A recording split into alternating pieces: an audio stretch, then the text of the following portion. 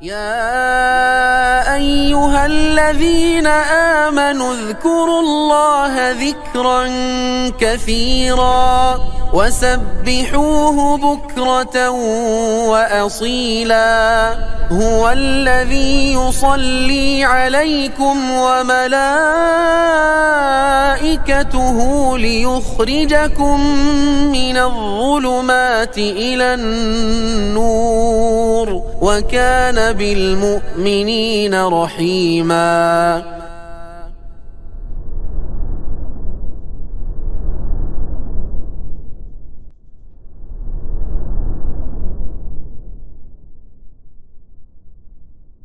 بالله من شرور أنفسنا وسيئات أعمالنا من يهده الله فلا مضل له ومن يضلل فلا هادي له أشهد أن لا إله إلا الله وحده لا شريك له وأشهد أن محمدا عبده ورسوله لا نبي بعده اللهم علمنا ما ينفعنا وانفعنا بما علمتنا إنك أنت العليم الحكيم. Alhamdulillah kita kembali berjumpa di majelis ini yang sebagiannya kayak dinas atau gimana bagian? Teman-teman yang lain dinas? Sakit? Ada yang keluar kota atau apa? Atau sisanya sakit semua? Oh, produksi kita. Ya, oke. Antum ngapain pagi itu? Sakit? Oke. Kita insya Allah akan melanjutkan pembahasan kitab Al-Manhaj As-Sahih dan kita akan bahas hari ini hadis Abu Hurairah berkaitan dengan malaikat. Disebutkan dalam kitab ini An Abi Hurairah anna Rasulullah sallallahu alaihi wasallam qala. Dari Abu Hurairah Rasulullah SAW bersabda, "Yata'aqabuna fikum malaikatun bil-laili wa malaikatun bin-nahar." Para malaikat silih berganti bertugas di antara kalian, silih berganti, baik malaikat pada malam hari dan malaikat pada siang hari. Wa yajtami'una fi salatil fajri wa salatil asr.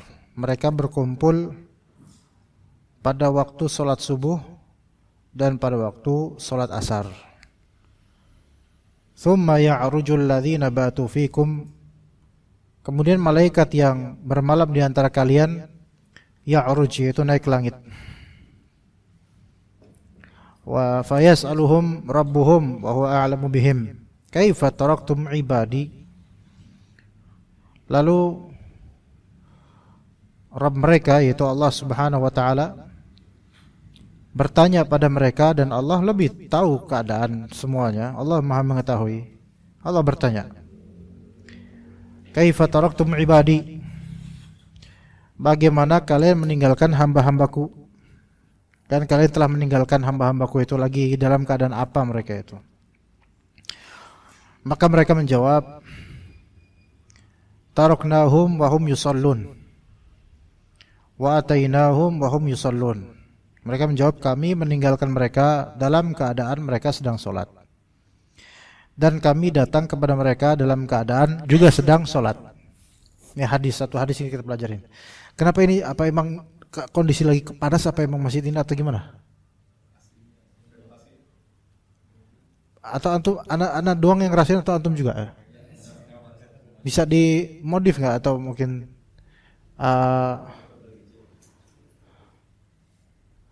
karena emang di luar juga memang kayaknya cukup panas ya, apa panas-panas kayak seolah-olah kelak bakal hujan gitu kalau rasa. Atau merasa gitu nggak di luar nih? Hah? Bukan panas matahari doang gitu?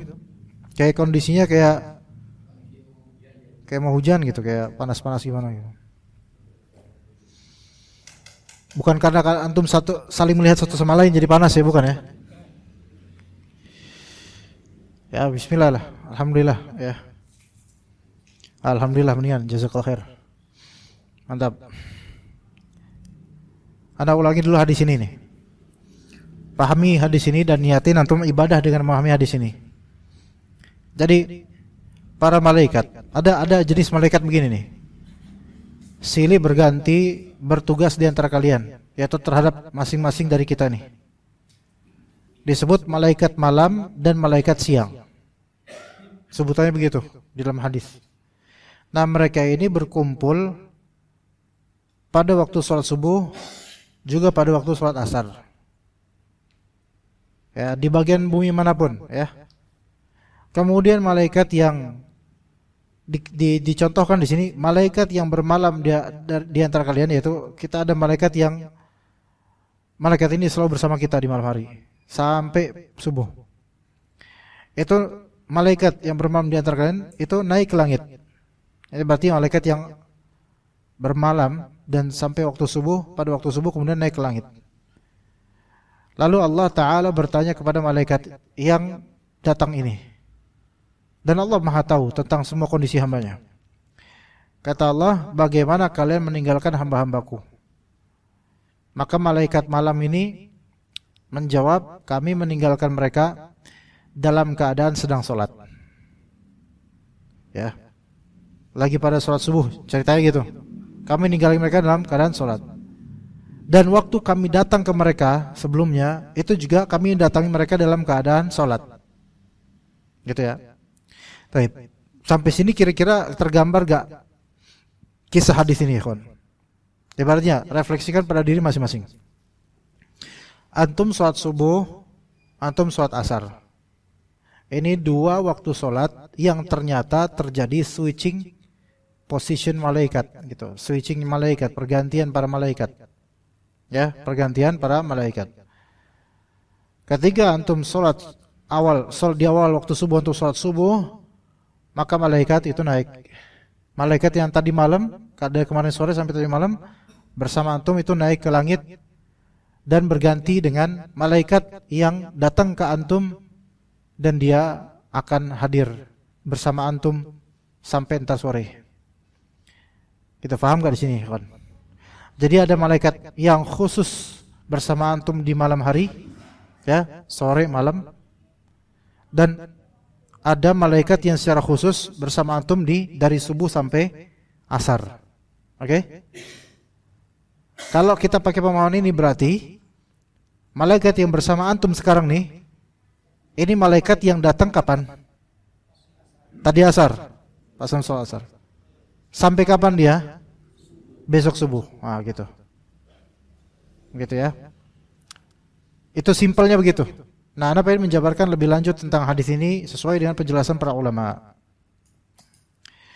Jadi hadis ini adalah lafal yata'aqabun. Yaitu maksudnya satu kelompok datang setelah kelompok lain, itu makna yata'aqabun. Ya, yata'aqabun saling berta'aqub, saling datang satu sama lain, bergantian, saling bergantian. Kalau nih kajian nih, segini alhamdulillah. Terus nanti datang 5 orang. Ini bukan namanya ta'aqub. Ini namanya tazayud, yaitu menambah. Kalau ta'aqub, ketika ada 10 orang datang, maka antum udah selesai. 10-nya ke sini, stay di sini. Itu namanya silih berganti, ta'aqub. Ini menunjukkan malaikat-malaikat ini silih berganti. Enggak selalu bersama kita, gitu. Jadi kelompok pertama kembali setelah kelompok kedua, gitu. Ibnu Abdul Bar rahimahullah, beliau mengatakan, wa inna ma yakunu at-ta'aqubu baina ta'ifataini aw rajulaini bi an ya'ti hadha maratan wa yaqubuhu hadha. Yang dimaksud pergantian atau ta'aqub hanya terjadi antara dua kelompok atau dua orang.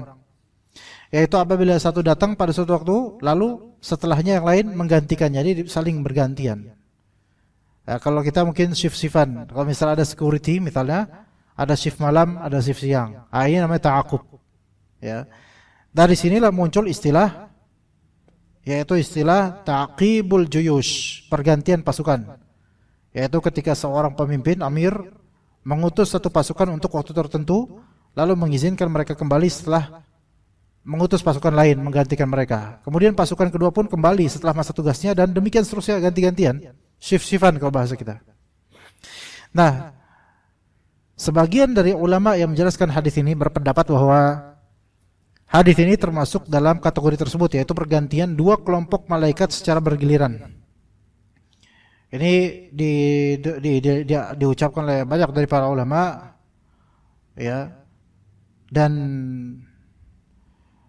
kalimat Nabi sallallahu alaihi wasallam yata'aqabuna fikum para malaikat ini saling silih berganti fikum, yaitu di antara kalian, di diri kalian. Ada ulama mengatakan maksudnya di antara orang-orang yang sholat.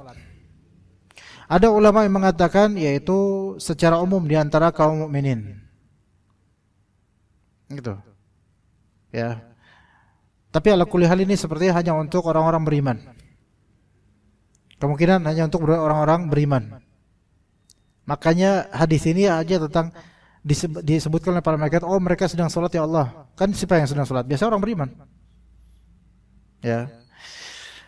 Tapi sebagian ulama mengatakan bahwasanya malaikat ini bukan hanya tentang orang-orang beriman.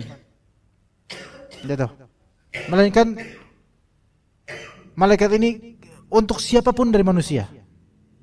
Maka akan ada di waktu asar dan di waktu subuh shiftnya para malaikat bergantian. Itulah mengapa para ulama itu mereka berbeda pendapat mengenai ini malaikat jenis ini, apakah mereka adalah malaikat pencatat amal atau mereka selain malaikat pencatat amal. Faham gak maksud ana? Jadi ulama beda pendapat. Ulama pertama bilang ini malaikat-malaikat yang shift-shiftan ini adalah mereka malaikat para pencatat amal. Makanya mereka melapor dan berjawab sesuai pertanyaan Allah Azza wa Jalla. Ini satu pendapat, yaitu hafadzah, malaikat pencatat amal. Kalau memang ini pendapat ini, kita ambil pendapat ini berarti apa? Berarti malaikat ini tidak hanya khusus jenis ini pada orang-orang beriman saja.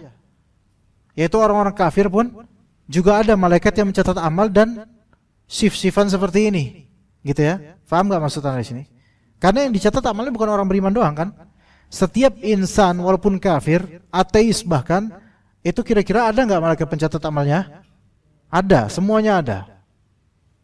Nah, jika ini malaikat pencatat amal, maka berarti shift-shiftan malaikat ini. Itu pendapat pertama. Pendapat kedua, ulama lain berkata, oh ini bukan malaikat pencatat amal yang shift-shiftan ini, melainkan malaikat yang khusus untuk bersama orang-orang beriman, sehingga nanti ngelapor di waktu asar, di waktu subuh. Wallahu alam, masyhurnya wallahu alam, para malaikat dalam hadis ini adalah para malaikat yang juga pada disebut al-hafadzah. Nah, al-hafadzah di sini ya, al-hafadzah di sini kan namanya hafadzah itu hifz itu artinya safe. Safe itu menyimpan, menjaga. Menyimpan apa? Menyimpan catatan amal manusia dan juga bisa menjaga manusia itu juga kalau Allah Ta'ala perintahkan. Ya. Maka wallahu alam, malaikat-malaikat ini adalah malaikat pencatat amal. Ya, wallahu alam. Itu menurut pendapat sebagian ulama. Dan ini dinukil juga pendapat kebanyakan ulama.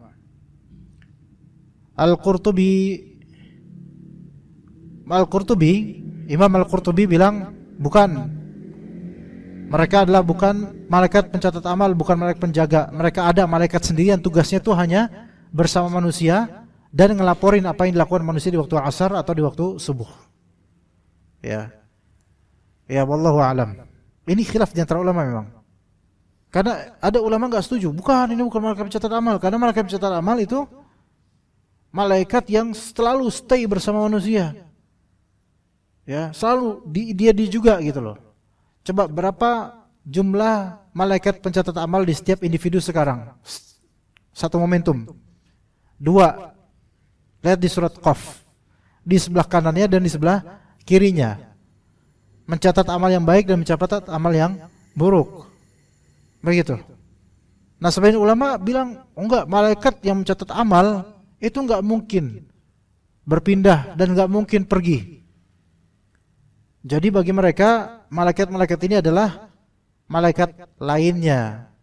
Gitu. Sehingga bisa dikatakan sebagian ulama ini mereka mengatakan manusia itu pada dirinya, dekat dirinya itu ada lebih dari 2 malaikat minimal. Itu menurut sebagian ulama. Malaikat pencatat amal 2 malaikat, dan malaikat yang dia itu tugasnya bersama manusia dan melaporkan di waktu asar atau di waktu subuh. Yang itu nggak tahu berapa jumlahnya. Dan semuanya itu gaib bagi kita. Semua itu gaib bagi kita. Ini diperselisihkan oleh para ulama. Ya. Maka di sini kata Al-Qurtubi mengatakan, jika para malaikat yang disebutkan itu memang malaikat pencatat amal atau penjaga amal, penjaga, maka pertanyaan Allah kepada para malaikat ini dengan firman, bagaimana kalian meninggalkan hamba-hambaku di waktu asar dan di waktu subuh? Itu berarti pertanyaan tentang bagaimana mereka melaksanakan tugas yang Allah perintahkan kepada mereka, menjaga, mencatat amal dan mengawasi manusia. Namun bisa pula pertanyaan itu bermakna permintaan kesaksian, itu istishhad atas hamba-hambanya. Jadi Allah Ta'ala nanya ke malaikat-malaikat ini, kaifa taraktum ibadi, bagaimana kondisi hambaku ketika kalian meninggalkan dia? Maka malaikat melapor, kami mendatangi mereka dalam keadaan sholat subuh dan kami meninggalkan mereka dalam keadaan sholat asar, gitu. Atau sebaliknya, kami mendatangi mereka dalam sholat asar dan kami meninggalkan mereka dalam sholat subuh. Laporan ini sangat mulia gitu loh. Berarti ada record yang sangat baik, good record. Ya, bagus ini manusia. Malaikat mendatanginya saat dia sedang sholat dan malaikat meninggalkannya saat dia sedang sholat. Maka ini ada good point buat dia. Ya, ini contoh untuk orang-orang beriman. Nah, kalau misalnya tidak begitu, berarti malaikat tidak akan menjawab sesuai dengan apa adanya manusia itu. Misal subuhnya dia masih tidur sampai selesai waktu subuh. Maka kata malaikat ini, kami meninggalkannya dalam keadaan dia lagi tidur. Asar gak sholat, malah ngulak-ngulik bengkel. Dan kami laporannya di hadapan Allah gimana? Begitu memalukannya, kami ya mungkin nyebutin gak ngulak-ngulik bengkel kali ya, mungkin sedang lalai gitu, tidak sedang sholat gitu ya. Ini para ulama makanya mengatakan, cobalah seorang beriman merenungi hadis ini dan menerapkan amalan dalam rangka mengamalkan hadis ini. Ketika di awal waktu subuh dia sholat, terutama berjamaah. Ketika di waktu asar, awal waktu asar dia sholat, terutama berjamaah. Maka sebenarnya dia tuh sedang mencetak rekor di hadapan Allah Subhanahu Wa Taala. Sehingga malaikat melaporkan, oh mereka ini, dia fulan ini kami tinggalkan dia dalam keadaan dia lagi sholat. Itu betapa indahnya laporan itu di hadapan Allah Subhanahu Wa Taala. Jadi dipersaksikan oleh para malaikat. Dan para malaikat gak mungkin bohong. Ketika mereka bersaksi apa adanya, dan Allah Ta'ala Maha Tahu. Ini termasuk bentuk kelembutan tersembunyi dari Allah Ta'ala dan indahnya penutupan, yaitu ditutup aib hamba ini oleh Allah Subhanahu Wa Ta'ala. Sebab dengan kemurahan dari Allah, Allah memperlihatkan kepada malaikat keadaan hamba-hambanya dalam saat mereka beribadah. Namun tidak memperlihatkan keadaan mereka ketika sedang menyendiri dengan syahwat, dosa, kelalaian. Karena di sini kalau misalnya kita perhatikan juga ada hadis ya. Pernah gak antum dengar hadis yaitu Allah Subhanahu Wa Taala hadis Nabi SAW mengatakan, inna salata ila salati kafaratun lima bainahuma. Sesungguhnya antar solat ke solat berikutnya itu adalah penggugur dosa di antara keduanya. Itu ada hadis itu. Seolah-olah gini ikhwan, teman-teman ya. Seolah-olah malaikat ini cukup dengan melapor, ya Allah saya meninggalkan hamba ini dalam keadaan solat. Dan saya mendatangi tadinya dalam keadaan solat. Jadi hamba ini ahli solat, yaitu betul-betul tukang solat, suka solat. Karena suka solat, bertalian solatnya dari subuh ke zuhur, zuhur ke asar. Maka antar solat-solat itu maksiat-maksiat yang disitunya nggak dilaporin oleh para malaikat. Artinya ditutup oleh Allah Ta'ala dan catatannya ditutup gitu loh. Faham nggak di sini maksudnya? Ini menunjukkan bahwasanya antar solat ke solat itu menggugurkan dosa kecil. Ya. Jadi maksiat-maksiat kecil yang dilakukan oleh hamba ini di antara solat-solat itu tidak masuk rekam jejak dia, tidak masuk record dia, melainkan digugurkan dengan solatnya dia, sehingga laporannya cukup, ya Allah kami temui mereka dalam keadaan solat, kami tinggalkan mereka dalam keadaan solat. Seperti itu. Inilah pentingnya kita menjaga sholat terutama berjamaah. Menggugurkan banyak sekali dosa. Kalau dosa-dosa kecil semua terhapus, maka kemungkinan dosa besar juga bisa terkikis. Nah, seperti itu teman-teman sekalian. Kemudian kita lanjutkan teman-teman. Jadi kata Ibnu Abdul Bar rahimahullah, al-azhar annahum yashhaduna ma'ahum as-salata fil jamaah. Yang tampak lebih kuat, pendapat yang lebih kuat adalah bahwa para malaikat itu menyaksikan bersama kaum muslimin salat berjamaah. Ya, salat berjamaah. Tapi di hadis ini memang umum ya. Entah dia salat berjamaah atau tidak, yang penting dilaporkan oleh malaikat salat dia tuh. Cuman kan kalau laki-laki, kalau salat di awal waktu, ya kok di rumah kan gitu. Kenapa kok kecuali kalau hujan atau ada hambatan atau halangan atau kecapean atau gimana? Kok salat di awal waktu malah di rumah? Kenapa enggak sekali di masjid nanggung? Nanggung ya harusnya, ya. Maka lebih afdal salat berjamaah. Begitu juga dengan perempuan. Di rumah salatnya lebih afdal, maka dilaporkan juga oleh para malaikat itu. Dan para malaikat itu menyaksikan orang-orang yang salat ini. Ya, begitu. Dan Al-Qadhi Iyad rahimahullah, beliau menyebutkan hikmah dari berkumpulnya para malaikat pada dua waktu salat ini, yaitu salat subuh dan asar, adalah bagian dari lutfillah bi'ibadihi wa ikramihi lahum. Adalah bagian dari kelembutan dan pemulihan Allah Ta'ala terhadap hamba-hambanya. Sebab Allah menjadikan waktu berkumpulnya para malaikat itu bertepatan dengan keadaan hamba-hambanya yang sedang dalam ketaatan, agar kesaksian para malaikat atas mereka menjadi sebaik-baik kesaksian. Salat apa yang paling berat? Yang ada kaitannya dengan tidur? Subuh dan asar, ya enggak? Subuh dan asar. Kalau sekarang mungkin siang karena antum siang kerja ya. Ya, tapi sebagian orang memang malas salat asar. Sebagian orang malas salat asar. Apalagi subuh. Kalau zuhur di kantor-kantor banyak. Zuhur biasanya lebih banyak daripada asar. Karena zuhur bertepatan dengan jam istirahat dan jam makan siang. Asar ada beberapa kaum muslimin, beberapa individu muslim yang udahlah zuhur aja lah, asar nggak usah, karena mungkin masih kerja, masih sibuk dan rapat dan seterusnya. Akhirnya diakhirkan sampai jam 4:30. Mau pulang macet, akhirnya keluar dari waktu sholat asar. Jadi biasa kayak gitu, jadi nggak sholat asar. Itu ada yang seperti itu, muslim, ya. Qadarullah, seperti itu kefasikannya, ya. Kalau maghrib banyak, coba berjamaah di masjid yang paling banyak apa sholat apa?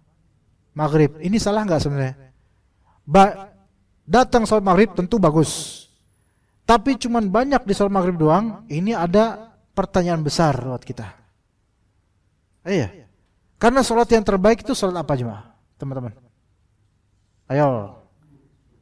A. Subuh. B. Zuhur. C. Asar. D. Maghrib. E. Isya. Atau F. Subuh dan asar. Langsung berubah. Atau habis F, G. Wallahu a'lam bishawab. Atau H. Subhanakallahumma bihamdika asyhadu an la ilaha illa anta astaghfiruka wa atubu ilaik. Wassalamualaikum warahmatullahi wabarakatuh. Yang sahih adalah salat asar, salat terbaik. Dari 5 waktu salat asar. Bukan subuh. Nabi SAW juga pernah menyebutkan, Allah Ta'ala mengatakan hafidhu ala salawati wa salatil wusta. Jagalah oleh kalian salat-salat fardu ini dan salat wusta. Nah, salat wusta, salat yang paling menengah, salat paling bagus, paling tinggi. Ulama beda pendapat sampai 17 pendapat. Tapi dalam hadis Nabi ketika di salah satu perang, ya, maka orang-orang musyrikin, orang-orang kafir menyibukkan Nabi dan para sahabatnya karena mereka tetap menyerang di waktu asar. Maka Nabi SAW di perang Khandaq ketika itu, ya, mendoakan keburukan buat orang-orang kafir itu karena mereka telah mencegah menyibukkan Nabi dan para sahabat dari as-salatil wusta, salatil asr, kata Nabi SAW. Maka jelas isi maksudnya salatul wusta adalah salat asar. Maka bisa kita katakan salat yang terbaik adalah salat asar. Iya. Kalau dikatakan salat subuh, ada ulama berpendapat salat subuh karena paling berat ya. Tapi paling berat bukan berarti paling terbaik. Karena kita kembali ke dalam dalil, ini lebih kuat salat asar yang lebih baik. Salat subuh tentu baik. Tapi bagi banyak orang di Indonesia, seolah-olah salat maghrib itu yang paling baik karena rame. Di mana-mana. Entah di sini juga masih seperti itu, umumnya gitu. Ya, baik itu di weekend atau di weekdays, di hari libur nasional atau hari kerja. Salat maghrib itu paling banyak. Kita bersyukur dengan orang-orang salat maghrib, senang banget kita. Cuman kenapa pas Isya ada kemajuan yang signifikan, ya kan? Salat maghrib 5 shaf. Salat Isya 2 shaf. Ya enggak? Banyak enggak kayak gitu? Banyak. Salat subuh 1 shaf. Mulai berkurang. Ya. Ini big question, pertanyaan besar. Jangan seperti ini.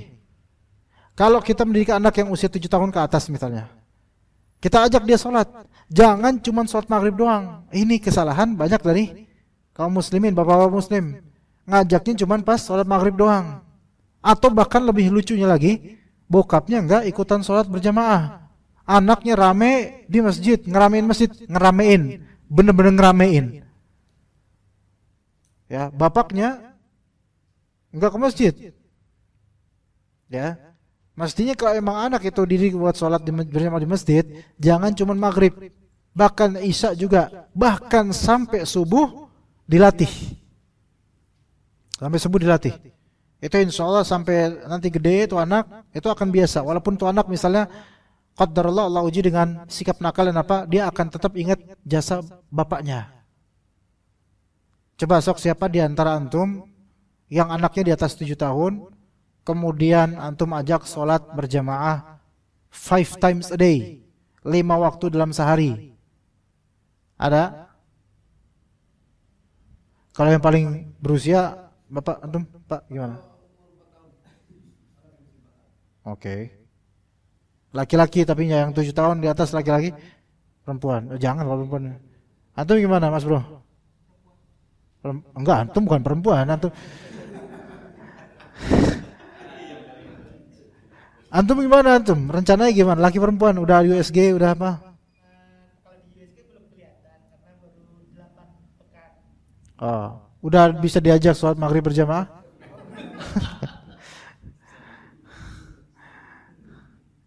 Iya, jadi bukan hanya sholat maghrib berjamaah saja.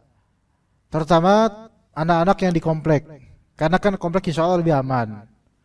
Ya, nggak ada genderuwo, nggak ada apa, nggak ada penculikan, apakah di gondol wewe nggak ada, ya, insya Allah nggak ada.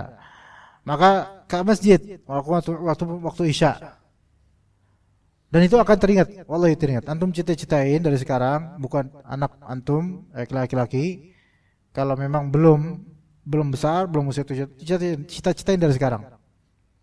Kelak mungkin usia 6 tahun atau 7 tahun, antum ajak terus ke masjid selama antum ada di rumah. Antum ajak ke masjid. Bahkan nanti kebiasaan, dia akan terbiasa. Enggak ada antum, dia akan ke masjid. Menjadi tempat yang sangat dia cintai. Begitu. Ana pun masih ingat, ayah ana tuh ngajak ana sejak kecil. Bahkan warna sarung yang warna kelabu abu-abu itu, yang kotak-kotak kecil, itu ana masih ingat dulu pakai sarung itu ketika di usia SD. Mungkin kelas 2 atau kelas 3 atau pokoknya usia 6-7 tahun mulai itu selalu diajak ke masjid. Kemudian ketika ayah anak kerja siang, zuhur dan anak mungkin libur, itu ibu anak nganterin ke masjid nyebrang. Dan bahkan anak masih ingat pas suatu ketika ibu anak nggak nganterin ayah anak lagi kerja. Anak jalan sendiri. Ini Jakarta, ya, kelahiran Jakarta, Kalibata. Kalau antum mungkin tahu Kalibata, ya, kan ada rel keretanya tuh. Ada stasiun Pasar Minggu baru sekarang dan Duren Kalibata. Itu di tengah-tengah antara itu tuh ada rel, belum, mana belum lanjutin. belum lanjutin. Bukan rumahnya bukan di rel. Ana biasa ngelewatin rel itu waktu kecil. Tentu dulu keretanya nggak kayak sekarang. Sekarang kereta dikit-dikit datang lagi banyak sekarang. Dulu nggak. Dulu keretanya nggak sebanyak sekarang, dan juga dulu keretanya juga lempet-lempet, nggak kayak sekarang kan cepet gitu komuter lain.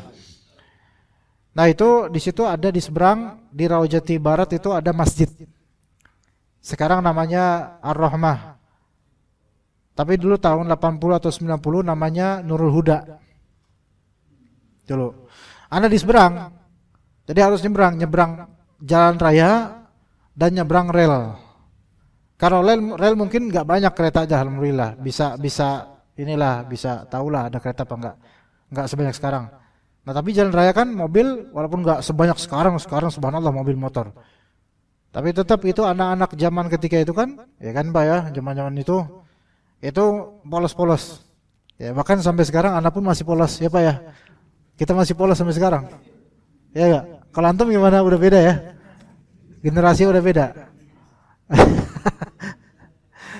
Nah itu masih keinget ketika ibu nggak bisa nganterin, bapak nggak bisa nganterin, anak jalan sendiri nyebrang itu di klakson sama mobil motor, alhamdulillah Allah amankan nih, nggak ketabrak nggak apa, pakai sarung sendiri jalan, dan saking groginya itu nyebrang itu ada genangan air, anak sampai beneran jatuh di genangan air, sampai teringat banget jatuh itu sampai pantat duluan jatuh ya.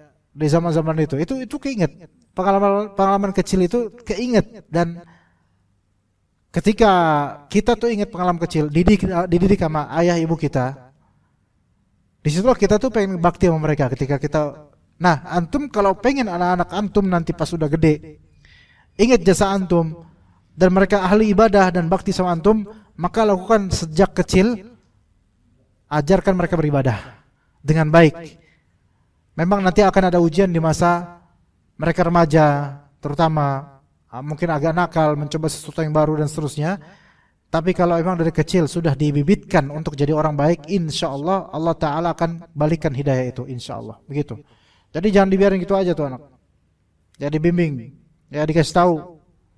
Apalagi orang tua zaman dulu tuh ya beda sama zaman sekarang. Orang tua generasi kolonial ya. Ya itu ngajarin anak-anak milenial itu keras ya. Ibu anak Betawi. Tahu kan Betawi kalau udah ngomelin anak itu nggak ada koma gitu loh. Terus gitu. Dulu sekarang udah nggak kayak gitu. Mungkin karena udah usia, sekarang nggak gitu. Dulu masya Allah diomelin di ini dan seterusnya biasa. Tapi itu membangun mental alhamdulillah ketika itu. Ya jadi sekarang kita ajarkan ke anak-anak kita, jangan cuma sholat maghrib, sholat apapun yang antum ke masjid, ajarkan ke anak, bawa tuh anak yang bisa tenang di masjid. Adapun anak-anak yang begajulan, itu dididik dulu, jangan sampai dia bikin resah jemaah di masjid. Oke, itu tadi ya. Kemudian di antara faedah yang bisa kita ambil dari hadis ini teman-teman sekalian, yaitu bayanu fadli salatil jama'ati fil fajri wal asr, yaitu menunjukkan keutamaan salat berjamaah khususnya salat subuh dan asar, karena kedua waktu ini disaksikan oleh dua kelompok malaikat sekaligus, malaikat malam dan malaikat siang ya. Dan bahkan dalam Al-Quran disebutkan oleh Allah wa Qur'anil fajr. Jadi Qur'anil fajr, salat fajar, salat subuh itu masyhuda, yaitu disaksikan oleh para malaikat ya. Begitu juga dengan salat asar. Kemudian faedah berikutnya, anna salata a'lal ibadati ba'da syahadatain, menunjukkan bahwa salat adalah ibadah tertinggi setelah dua kalimat syahadat. Hal ini tampak, kenapa bisa kita ambil faedah ini? Karena Allah Ta'ala menanyakan ke malaikat tentang salat mereka, bukan amalan lain. Dan para malaikat menjawab tentang salat, menunjukkan ini amalan ini the best. Amalan the best itu salat setelah dua kalimat syahadat. Kemudian faedah lain yaitu hadis ini menunjukkan kemuliaan dua waktu ini, yaitu waktu subuh dan waktu asar, waktunya mulia. Ibnu Hajar menyatakan yang maknanya telah disebutkan bahwa rezeki dibagi setelah salat subuh. dan amal-amal diangkat kepada Allah pada akhir hari. Ya, ada asar riwayat yang menyebutkan rezeki itu dibagi setelah sholat subuh. Ya, maka banyak ulama dari dulu, banyak ulama yang mereka itu memakruhkan tidur setelah subuh, kecuali darurat. Misal dia security atau dia nggak bisa tidur tadi malam. Tapi kalau dia sehat-sehat saja, baik-baik aja, habis subuh jangan bobo, jangan tidur. Beraktivitas, zikir pagi petang, baca Quran, jangan ngorok lagi. Kecuali kalau memang antum sangat butuh untuk itu. Ya, tapi kalau normalnya hari-hari jangan. Nah, di sini rezeki dibagikan setelah sholat subuh, itu kata dalam beberapa asar. Sebagian ulama memakruhkan tidur setelah subuh. Sebagian ulama. Dan orang-orang dulu juga pernah nggak antum dengar orang-orang tua kita bilang jangan tidur pagi, entar yang dipatok apanya? Rezeki patok ayam. Ini hanya makna filosofis aja, bukan real ya. Kalau antum pikirkan zahirnya, hakikat makna apa adanya dengan kalimat itu, lah antum berarti makan dedak dong berarti antum. Makan beras lah. Jangan tidur pagi, ntar rezeki dipatok ayam. Lah, dikira gua anak ayam gitu kan gitu. Ya. Jadi maksudnya adalah secara filosofis, ayam aja pagi-pagi bangun terus nyari makan. Kamu antum kalau misalnya lihat itik anak-anak ayam itu kan kalau pagi itu berisik mereka. Cari makan itu. Ya artinya nyari rezeki. Tuh lihat ayam aja nyari rezeki. Ente malah tidur. Terus security digituin sama emaknya. Ya Allah, masa saya harus bangun juga? Tadi malam habis begadang jaga pabrik. Sekarang ya rezeki saya malah di malam hari gitu kata security. Jadi relatif ya, tetapi umumnya kalau hidup normal seperti umumnya orang, maka jangan tidur pagi, usahakan ya. Kemudian amal-amal diangkat kepada Allah pada akhir hari. Ya terutama waktu asar. Maka barang siapa yang berada dalam ketaatan pada waktu itu, maka diberkati rizkinya dan diberkati amalnya. Ya. Dari sinilah muncul hikmah perintah untuk menjaga kedua salat ini, subuh dan asar. Subuh karena ini bakal insyaallah membuat rezeki kita lapang. Asar karena ini membuat amal kita terkabulkan. Begitu. Kemudian hadis ini termasuk kabar tentang perkara gaib. Kabar tentang perkara gaib itu hanya bisa disebutkan oleh Rasulullah SAW. Adapun oleh manusia biasa seperti para sahabat dan kita itu nggak boleh mengabarkan hal-hal yang gaib seperti ini. Karena kita tidak bisa mengenal atau mengetahui yang gaib. Hanya Allah yang mengetahui gaib. Adapun Rasulullah diberitahu. Ya. Namun kalau misalnya hal gaib tersebut gaib nisbi yang bisa diketahui dengan ada indikasi dengan jelas atau karena kebiasaan yang terjadi, maka itu tidak ada masalah kita mengabarkan atau memprediksi. Seperti tadi kita bilang panas banget di luar, kayaknya bakal mau hujan. Ternyata sekarang antum bisa lihat gimana auranya. Ya kan? Itu tadi bukan perdukunan tadi. Karena emang panas model kayak gitu, itu kayak ada nuansa kayak mau hujan. Boleh nggak kita ngomong kayak gitu? Boleh, kawan. Mendung nih. Wah, kayak mau hujan bentar lagi nih. Memang nggak bisa memastikan, cuman ini tradisinya kalau mendung kayak gini, ya bakal hujan bentar lagi. Kalau panasnya kayak gini, rasanya ini tanda-tanda bakal hujan. Panas gitu. Seperti itu. Maka yang seperti ini boleh. Memang itu gaib tentang masa depan, tapi indikatornya kuat. Indikatornya kuat. Gitu. Contoh lain misalnya tiba-tiba teman antum, teman kantor, tiba-tiba yang tadinya nggak pernah, jarang banget baik mukanya, tiba-tiba ngedeketin antum terus manis mukanya di menjelang akhir bulan. Terus antum bilang, "Cih, tumben nih ramah maneh. Pengen ngutang ya?" gitu. Nggak boleh gitu kata temannya. Nggak boleh ngomongin hal yang gaib kan? Jangan gitu. Kata dia, ini bukan tentang gaib atau enggak gaib. Lo tuh udah kayak gini, emang udah kelakuan kayak gini emang. Udah hafal kita mah gitu kan. Maka ini bukan hal yang dilarang, maka boleh karena udah terjadi kebiasaan ya. Seperti itu. Di hadis ini juga ada faedah bahwasanya para malaikat itu mencintai orang-orang beriman. Makanya malaikat-malaikat ini senang berdekatan dengan orang-orang beriman karena orang beriman taat dan suka sholat. Taib. Oke. Ya itu yang bisa kita sampaikan karena ini waktunya tinggal 10 menit lagi. Jika ada pertanyaan? Ada pertanyaan? Coba selain antum siapa dulu? Ada nggak ya selain ini? Ada nggak ya kira-kira selain Edi ya? Edi ya? Bukan Edi. Hah? Siapa namanya? Edi Supono, bukan? Edi Junet. Edi Winarto. Winanto, ayo. Yuk.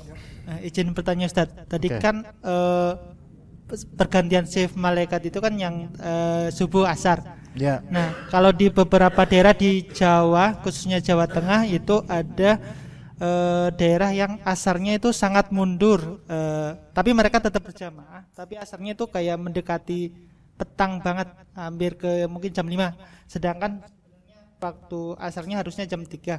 Nah, apakah nanti malaikatnya laporannya? Nah, ini kenapa diakhirkan gitu, kenapa? Kalau dari historinya katanya karena mereka komoditinya adalah pertanian, biasanya kan mereka pertanian. Oh. Biasanya kan mereka masih di ladang atau di kebun. Jadi mereka ajannya itu menunggu beres tapi sendiri-sendiri ya. Terus nanti berjamaah tapi Pak, berjamaah tapi ada akhir. Tapi di waktu mundur sampai jam 5. Di waktu akhir. Nah, apakah nanti malaikatnya melaporkannya belum ada yang sholat gitu? Padahal mereka sebenarnya berjamaah tapi di waktu akhir. Nah, itu saya belum tanya ya.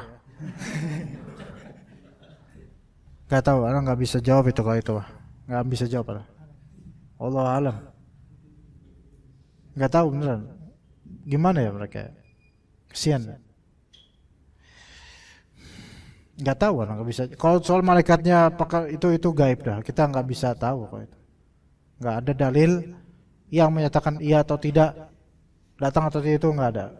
Ya, sebenarnya di waktu asar, tapi waktu asar ini maksud awal waktu asar di sini. Adapun jam-jam 5 itu anda nggak tahu. Wallahu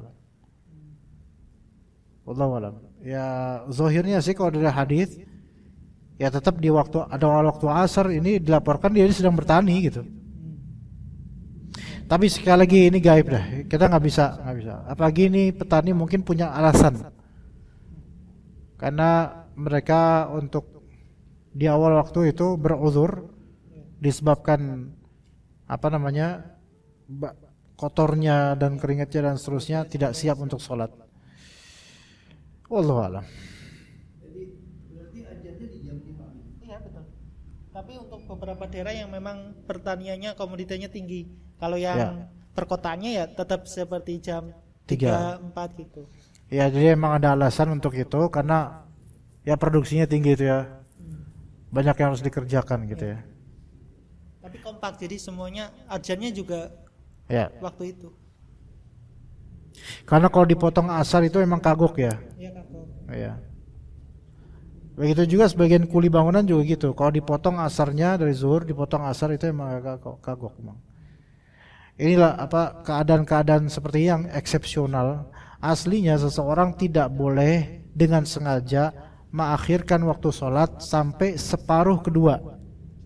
Itu bisa dosa sholat, bisa dosa dia. Tapi karena ini ada uzur, mudah-mudahan Allah maafkan dan mudah-mudahan nggak apa-apa, apalagi berjamaah tetap. Ya mudah-mudahan nggak apa-apa. Cuman untuk masalah yang gaibnya itu malaikatnya ada apa itu, angkat tangan nggak tahu. Allahu a'lam. Ada lagi teman-teman? Enough? Cukup, insyaallah. Ada lagi ya?